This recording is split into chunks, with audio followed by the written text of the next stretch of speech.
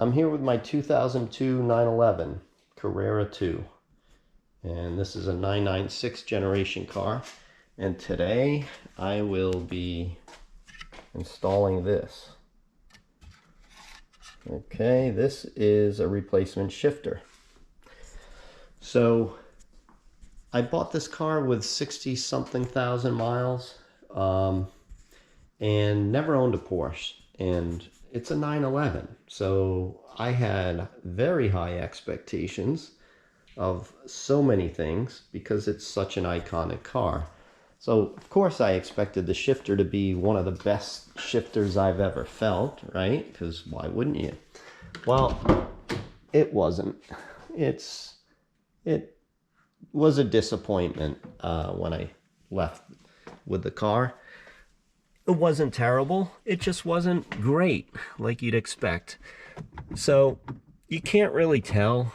There's no way on the video I can kind of convey the way it feels, but to me, you know, it was just kind of mushy and vague and just didn't give that positive engagement that I expected. If you saw any of the past videos, you know that the clutch had an issue with it when I picked it up. So that was also a disappointment. So you were driving the car home from out of state and expecting to have this just thrill of the new ownership. It was kind of diminished a little bit between the clutch and the shifter. But the shifter is kind of known to wear. And let's just take a look at this. The internals are plastic, you know, so they will wear. I expect, because this is new, it's going to be a big improvement over what's in the car. But let's just talk a little bit about your options with shifters. So you can see the part number on this. This is a standard 997 shifter. This is an improvement over the 996. Everyone always said it was a better shifter, it felt better, and this is new, so everything's going to be crisp. So I expect a big improvement on what's in the car. Now there are a couple other options if you're going to replace the shifter. One is the GT3 shifter from the 997 that also fits in our cars in a 996. I'll try to put the part numbers in my description, but that shifter is 997-424-01091. So similar to that, but not exactly. Now that shifter uses billet aluminum parts. So a lot of this plastic stuff is they use metal. So it probably withstands wear much better, probably gives a better feel right off the bat.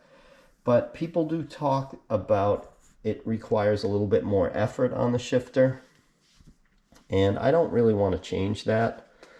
So I didn't go that route. Plus that one's more expensive. This I think was a little over 200 bucks, and the GT3 is probably twice that. So then there's also the short shift kit. So you can get a factory OEM short shift kit from Porsche. That's a 997-424-98300. As I learned about that one, that reduces the throw quite a bit, but it requires it's just like a stiff feeling. So some people really liked it. Again, I want to stay away from that. So this is the route I'm going. All right, so that's what led me here. And why don't we grab some tools, we'll get in the car. Okay, first things first, I removed the battery cable right here. Do you have to do this? No, you don't. There are some electrical connections that we have to disconnect on the console when we do the shifter, but I don't think it's a big deal. I did it personally just because I know I'm going to have the car doors open for a while.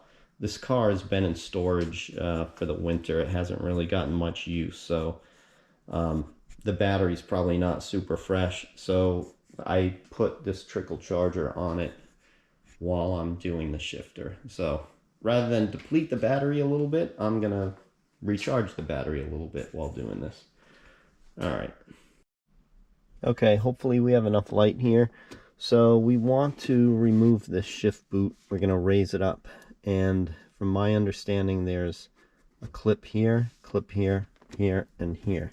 So I'm going to raise it up, get my trim tool under there, and try to release it. Funny thing, you can see these ridges here, almost like the paint bubbled.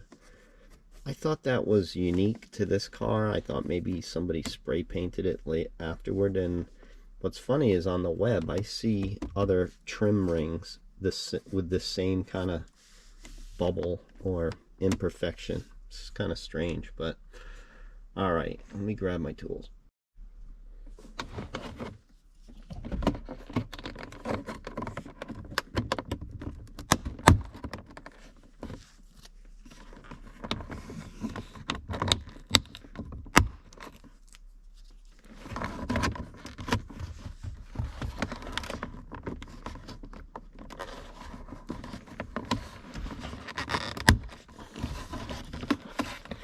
Okay, so we're going to raise this up, and right here you're going to see an Allen screw. So let me find out what size that is, and I'll be back. Okay guys, this is a 5mm Allen, and I've already started loosening it, but yeah, it's it feels like it's got Loctite on it. You know, it doesn't just release and unscrew. It's requires effort the whole way, and this is a pretty awkward tool here, but it was close and I grabbed it and it's working.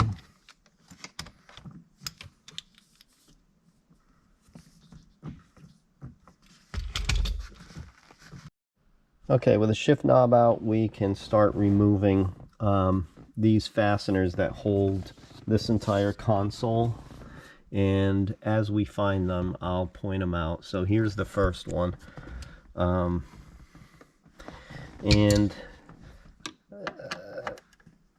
you know, see these tools tacked on.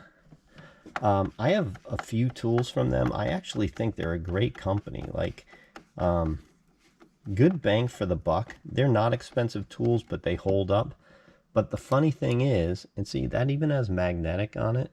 So this is a legit nice screwdriver, Torx screwdriver. But the funny thing is there's no size on this. So it's kind of funny, like this is an omission that they kind of screwed up on. But most of the tools are good bang for the buck. So my point is, I don't know what the size is on these. I think they're all like 15, 20, 25. Those three screwdriver sizes or Torx bit sizes will get you through all of the fasteners on the console. All right.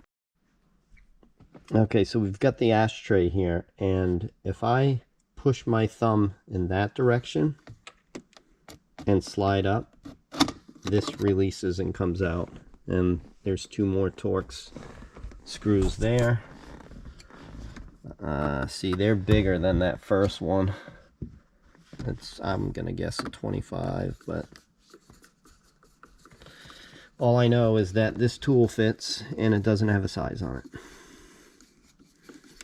I've got bits, like I could use a ratchet with a bit, but these are convenient, although they don't have the size. All right, these two are removed. Okay, so with these two removed, I believe this assembly comes out. I'm going to put two hands on it and just gently see if I can move it.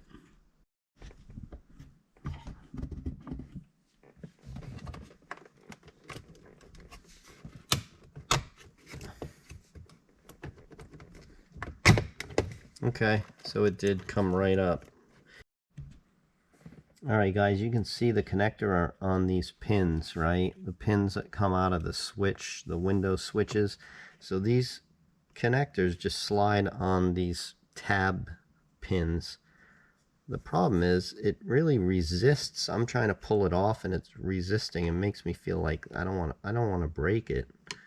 So I'm just kind of using a screwdriver here and see if I can work it off this way. At first I thought there was a mechanism that was locking onto the tab, but I don't see anything.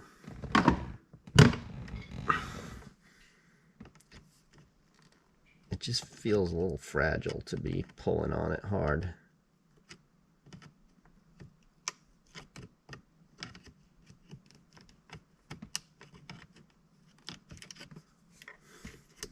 Maybe it's because it's been there for 20 years or close to it.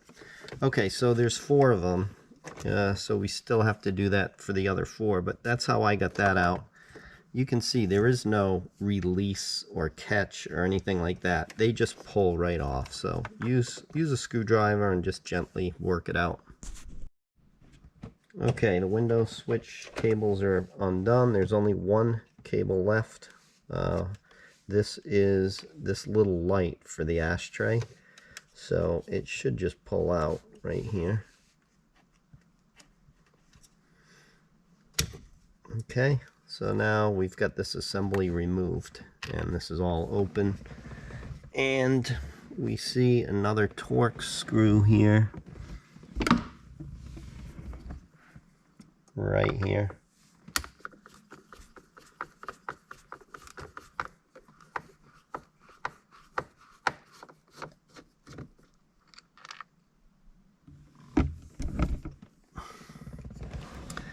All right, let's see, what else do we have? Now I guess we're gonna go to the glove box. So let me move the camera over and we'll figure out what we have to do. Okay, so there's a little rubber mat inside the glove box. And we remove that. And there's a Torx over here. Not sure if you can see, but let me get the screwdriver and remove that.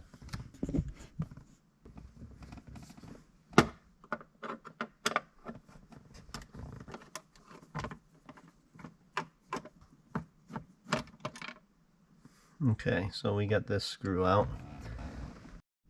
Okay, I want to show you that I have my phone inside of here so you can see this with enough light. See this piece? This is actually a coin holder and it snaps. There's a Torx screw underneath it. That's why we have to remove it. The way to remove it is this little access hole right here. Just get a little flathead in there and pry up and it'll kind of release from the bottom and then you can pull it up and out. And we got to do that Torx screw right now. Okay, we're at the handbrake and we want to take this trim piece off.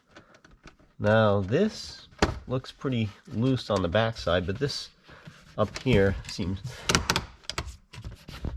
secured. Let's just see what happens if I... Okay, see how that just popped?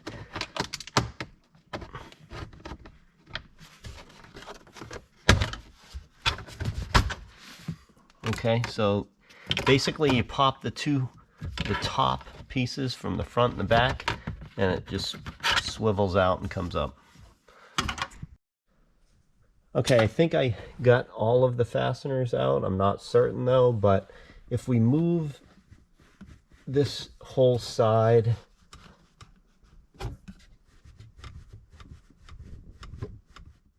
you can see that it rocks freely here. It does feel like it's retained on the other side a little bit, but let me go over there and I'll do the same thing. Okay, so I came to this side, I'm rocking it, everything is loose except over here. And this, I knew it was retained somewhere. I looked through here, I didn't see anything. But look at this. you know, we removed that rubber piece and we got to this screw right here.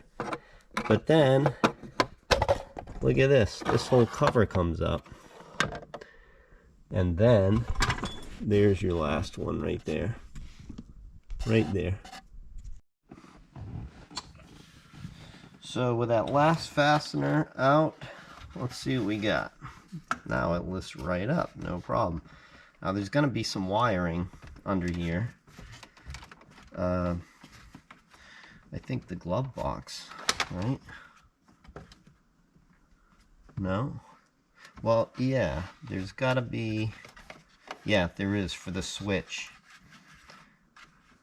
Because that's part of your alarm. Like if the glove box is unlocked, the alarm doesn't fully set. So let's see if I can lift it enough so I can see under there.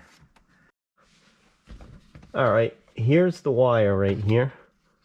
This had to be released from the glove box switch.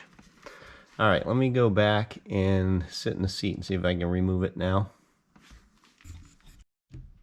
Alright, I've been kind of fiddling with this, and I think the secret is get that parking brake up as high as you can, because this seems to give me the clearance to get this piece over there. So let's see here. When we go high enough,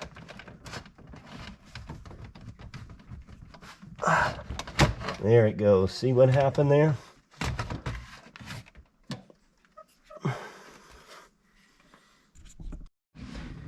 We've got this little plate here that holds the window connectors, the window switch connectors, that just basically pulls up, and you can get this out of the way.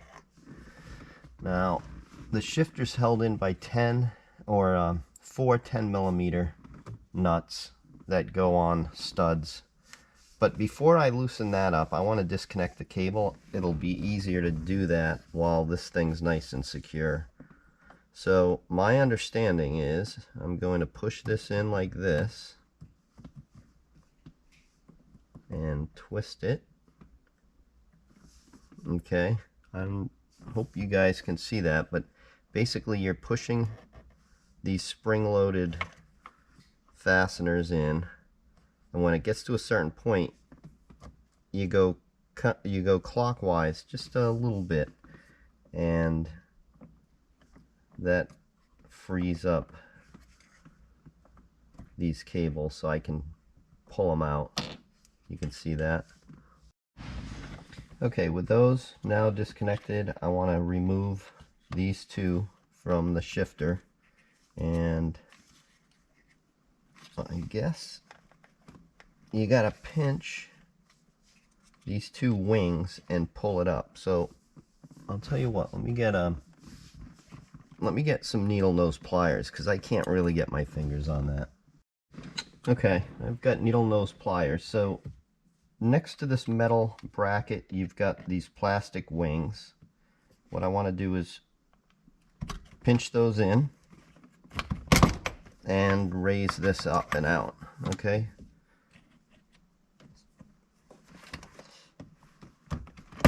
Alright, both of these cables are out. We're totally disconnected from the shifter. Let me get a 10mm wrench.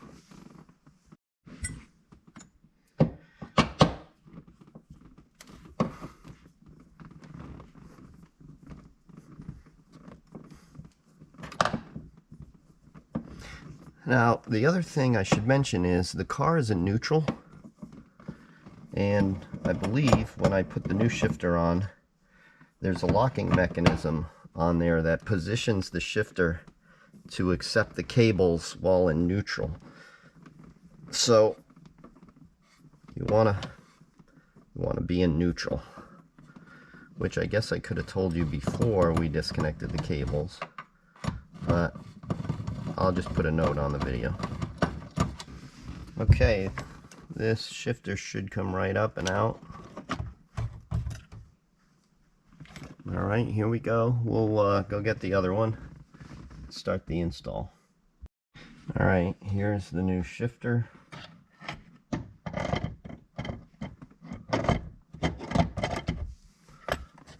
We're going to put it on the studs here.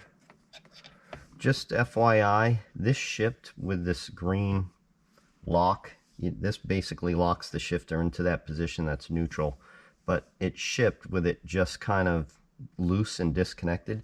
So you want to make sure it clips on both sides so you can't move that shifter. So you want to be in that position before you connect the cables.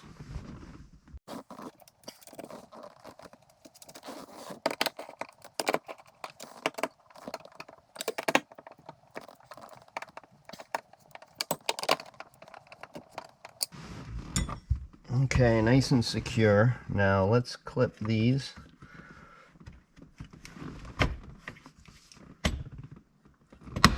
You can hear that snap.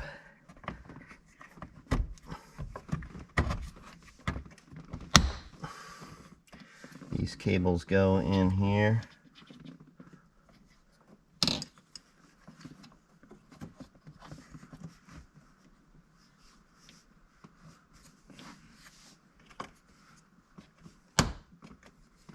Alright, so the threaded part of the cable, you really have to push down, and I actually heard it click, so it seats into the threads, and you just heard it snap. And so now now this comes back all the way and covers it. Alright, so if you run into a snag, pull it out, start from square one. Now let's pull this lock off.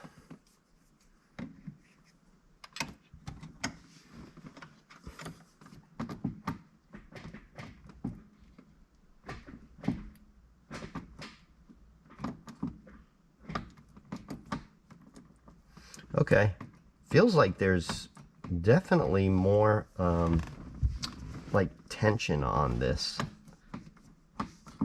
Like just that, the fact that it tries to return to neutral like with some force, you know, instead of just kind of be sloppy slapping around in neutral, and it stays there nicely. So this is good. Hopefully it's gonna feel good when I get everything back together.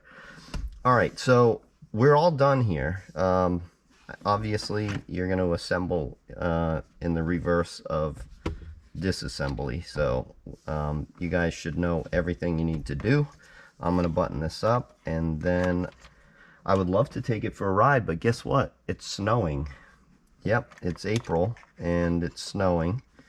And once again, I don't want to get the car dirty, so I have to wait for the snow to stop and melt and be off the roads, and then I'll go out and we'll give it a try. So until then, we'll see you.